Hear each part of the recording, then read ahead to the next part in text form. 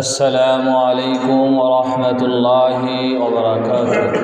সবাই যদি গুরুত্ব দেয় তো কষ্টই কোনো না। ঈদ মুবারক, ঈদ মুবারক, ঈদ মুবারক। তাকাব্বালাল্লাহু মিন্না ওয়া মিনকুম, তাকাব্বালাল্লাহু মিন্না ওয়া মিনকুম, তাকাব্বালাল্লাহু মিন্না ওয়া মিনকুম। আলহামদুলিল্লাহ, আলহামদুলিল্লাহ নাহমাদুহু ওয়া নাস্তাঈনুহু ওয়া নাস্তাগফিরুহু ওয়া নু'মিনু বিহি ওয়া নাতাওয়াক্কালু আলাইহি ওয়া নাউযু বিল্লাহি মিন শুরুরি আনফুসিনা ওয়া মিন সাইয়্যাতি আ'মালিনা। من يهده الله فلا مضل له ومن يضلله فلا هادي له ونشهد أن لا إله إلا الله وحده لا شريك له ونشهد أن سيدنا وسندنا وحبيبنا وحبيب ربنا ومولانا محمدا عبده ورسوله صلى الله تعالى عليه وعلى آله وأصحابه وبارك وسلم تسليما كثيرا كثيرا. أما بعد فقد قال الله تعالى في كلامه المجيد وفرقانه الحميد. أعوذ بالله من الشيطان الرجيم. بسم الله الرحمن الرحيم. قد أفلح من تزكى وذكر اسم ربه فصلى بل تؤثرون الحياة الدنيا والآخرة خير وأبقى إن هذا لفي الصحف الأولى صحف إبراهيم وموسى. وقال رسول الله صلى الله عليه وسلم من صام رمضان ثم أتبعه ستا من شوال كان كصيام الدهر كله أو كما قال النبي صلى الله عليه وسلم. صدق الله مولانا العظيم وصدق رسوله النبي الكريم ونحن على ذلك من الشاهدين والشاكرين والحمد لله رب العالمين. সকলে দুরূদ শরীফ পড়ি। দুরূদ ইব্রাহিম। আল্লাহুম্মা সাল্লি আলা মুহাম্মাদিন ওয়া আলা আলি মুহাম্মাদ কামা সাল্লাইতা আলা ইব্রাহিম ওয়া আলা আলি ইব্রাহিম ইন্নাকা হামিদুম মাজিদ। আল্লাহুম্মা বারিক আলা মুহাম্মাদিন ওয়া আলা আলি মুহাম্মাদ كما باركت على إبراهيم وعلى آل إبراهيم إنك حميد مجيد. الحمد لله. আল্লাহ পাকের দয়ায়, আল্লাহ পাকের মায়ায়, আল্লাহ পাকের বিশেষ রহমতে দীর্ঘ এক মাস সিয়াম সাধনা করার পর তার বকশিস, তার প্রতিদান, তার বিনিময় একমাত্র ক্ষমা নেওয়ার জন্য, মাগফিরাত নেওয়ার উদ্দেশ্যে ঈদগাহে আল্লাহ পাক আমাদেরকে আসার বসার তৌফিক দান করেছেন। এই জন্য দিল থেকে শুকর আদায় করি আলহামদুলিল্লাহ।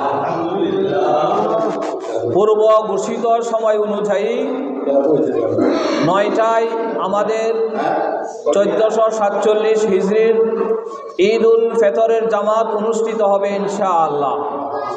পূর্ব ঘোষিত সময় অনুযায়ী ঠিক সকাল 9টায় ঈদ উল ফিতরের জামাত অনুষ্ঠিত হবে। অতএব কালক্ষেপণ না করে, সময় নষ্ট না করে জলদি জলদি মনে মনে আল্লাহু আকবার আল্লাহু আকবার লা ইলাহা ইল্লাল্লাহু আল্লাহু আকবার ওয়ালিল্লাহিল হামদ তাকবীর মনে মনে পড়তে পড়তে তাকবীরের সাথে আমরা সকলে ঈদগাহে চলে আসি।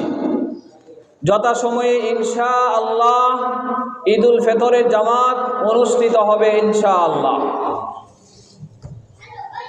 ঈদ উল ফিতর দীর্ঘ 1 মাস সিয়াম সাধনার পরে শাওয়ালের প্রথম তারিখে যে ঈদ আমরা পালন করি এটাকে বলা হয় ঈদ উল ফিতর।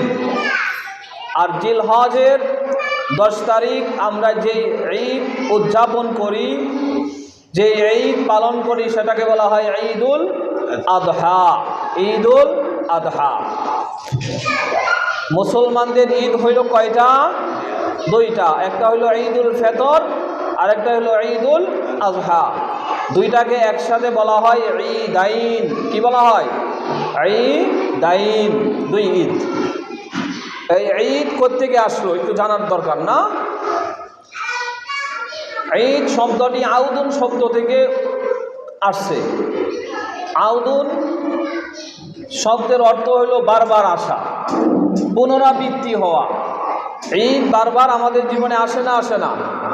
বারবার আসে। এই জন্য ঈদকে কি বলা হয়? ঈদ বলা হয়।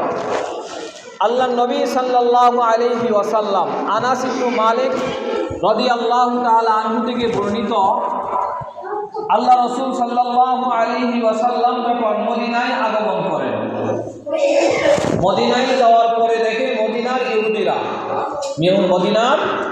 ইহুদিরা 2টা উৎসব, 2টা আনন্দ উৎসব কি করে? পালন করে। একটা হইল বসন্তের আনন্দ, এটাকে তারা বলে মেহরাজ। আরেকটা হইল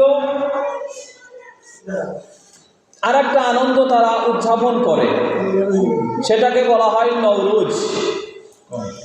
তো ইহুদিরা যখন এটা পালন করতে শুরু করলো, আল্লাহ রাসূল সাল্লাল্লাহু আলাইহি ওয়াসাল্লাম তাদেরকে জিজ্ঞাসা করলেন, তোমরা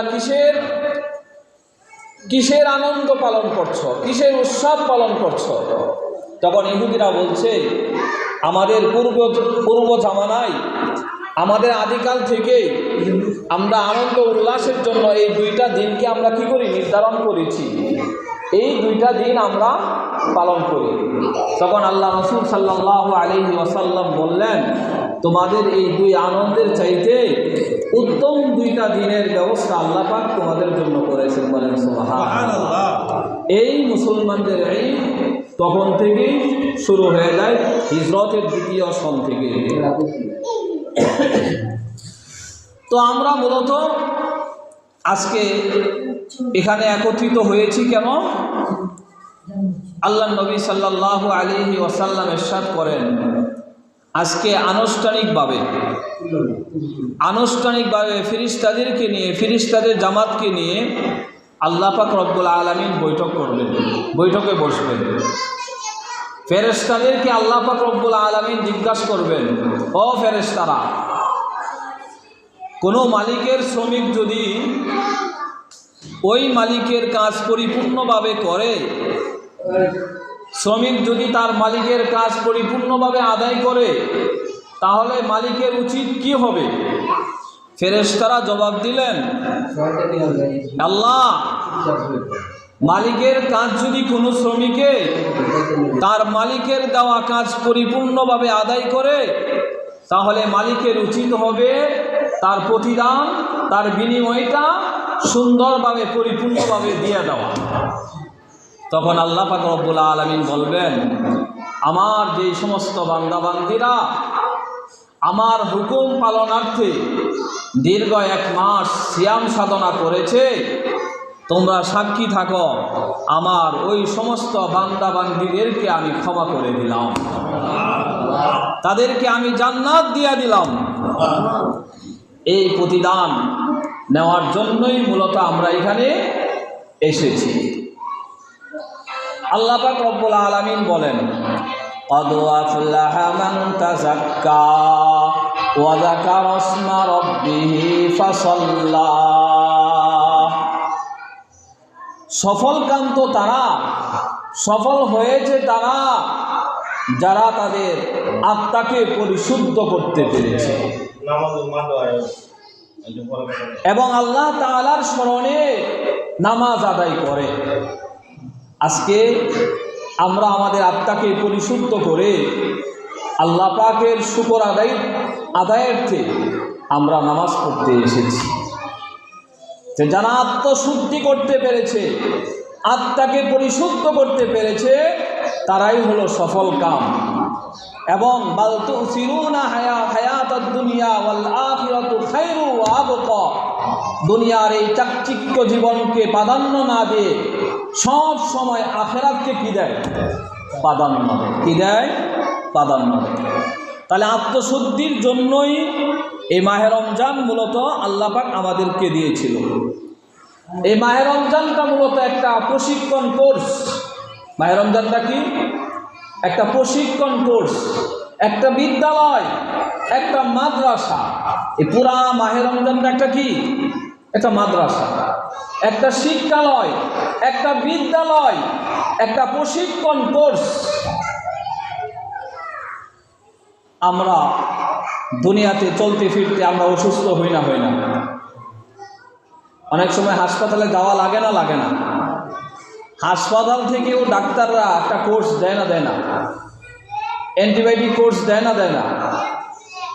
এবং কিছু ফর্মুলা বাতলাইয়া দেয় এবং কিছু পরামর্শ দিয়া দেয়, যাতে আগামী 1 বছর কারো এমনও বলে যে মরণ পর্যন্ত এই ওষুধটা চালিয়ে দেওয়া লাগবে, মরণ পর্যন্ত আপনার এই খাবার দাবার এগুলো কন্ট্রোল করা লাগবে, মরণ পর্যন্ত আপনাকে এইভাবে চলতে হবে। এরকম দিক নির্দেশনা, প্রেসক্রিপশন ডাক্তার করে না? আরে করে না? করে। একটু কথা বলেন। ঠিক তদ্রূপ 11টা মাস নিজেকে গুনার সাথে জড়াইয়া, গুনায় জর্জরিত হয়ে আমাদের আত্মাটাকে আমরা অপরিশুদ্ধ করে ফেলি, আত্মাটাকে কলুষিত করে ফেলি, আত্মাটাকে কালো করে ফেলি, আত্মাটাকে ময়লা করে ফেলি। যেই ময়লা আবর্জনার কারণে জিকির করতে মজা পাই না, নামাজ পড়ার জন্য মজা পাই না, তিলাওয়াত করতে মজা পাই না, ভালো কাজ করতে মজা পাই না। আমরা এরকম রোগী এই সমাজে আছে না নাই? নামাজটা কোন রকম, মানে দায় সারা নামাজ, মহব্বতে নামাজ না, দায় সারা কোন রকম খাওয়াইলাম, রুকু সেজদা করলাম, হয়ে গেল না। এই দায় সারা নামাজের আল্লাহ কোনো প্রয়োজন নাই। সোজাভাবে দাঁড়াইতে হবে, কিরাত সুন্দরভাবে করতে হবে, রুকু থেকে দাঁড়াইতে হবে সোজা হয়ে, 2 সেজদার মাঝখানে ইতমিনানের সাথে, শান্তির সাথে বসতে হবে। পারবো আমরা? ইনশাআল্লাহ। মুরব্বীরা, আগামী রমজান কে বাঁচবেন? গ্যারান্টি আছে? হ্যাঁ, যদি বাঁচেন, আল্লাহ যদি হায়াত দেয়, আমার একটা অনুরোধ রাখবেন নি? আপনারা বলেন, কথা দেন না? যদি মাহে রমজান পর্যন্ত আল্লাহ হায়াত দেয়, আমার একটা অনুরোধ আপনাদের কাছে, বিনীত অনুরোধ রাখবেন ইনশাআল্লাহ। 2টা তারাবি আমি আপনাদের মাঝে পড়েছি।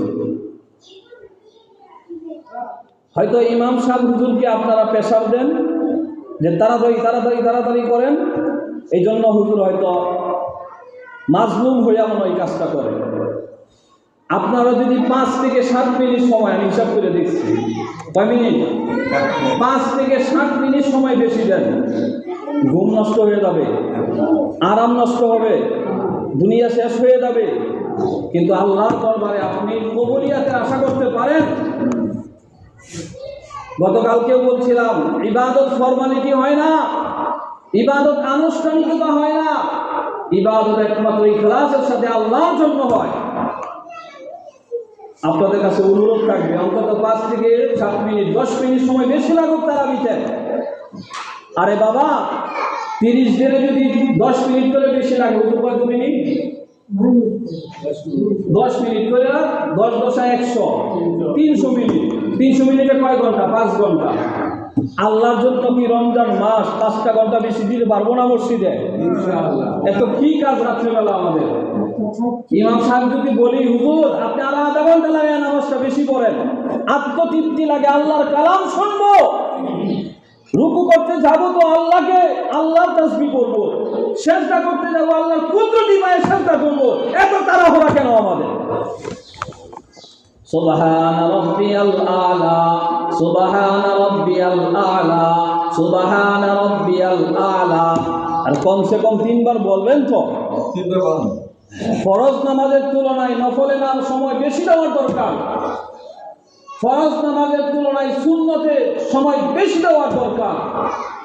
ফরজটা আপনার আদায় করতেই হবে।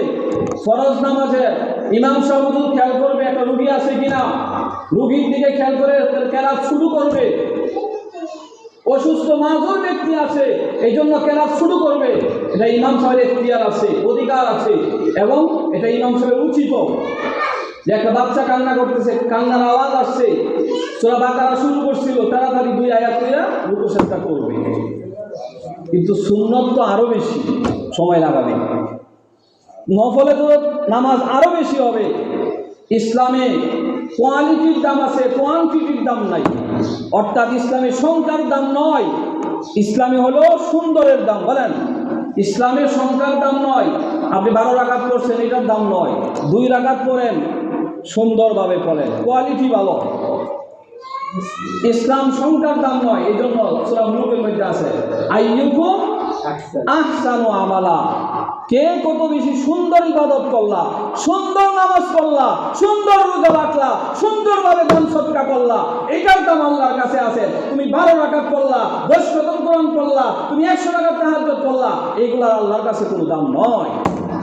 এটা আল্লাহর কথা। কথা কি বুঝাইতে পারলাম? কষ্ট পাইলেন আপনারা? তারাবির নামাজে 5 মিনিট 10 মিনিট সময় বেশি দেওয়া যাবে তো ইনশাআল্লাহ? হ্যাঁ, 5 সেকেন্ড ধরে বেশি লাগবে। 2 সেজদার মাঝখানে একটু বসবেন, তাসবিহটা একটু সুন্দরভাবে পড়বেন। 5 সেকেন্ড করে বেশি লাগলে 20 রাকাতে বেশি তো লাগার কথা না। পারবেন তো ইনশাআল্লাহ? আপনার হুজুর নামাজটা আজকে দেরি হয়ে গেছে, তো হুজুর তো তাড়াতাড়ি করবে, এই কাজটা ভুলেও করবেন না। আল্লাহর হস্তে রমজান মাস, আল্লাহর সাথে সম্পর্ক করার মাস।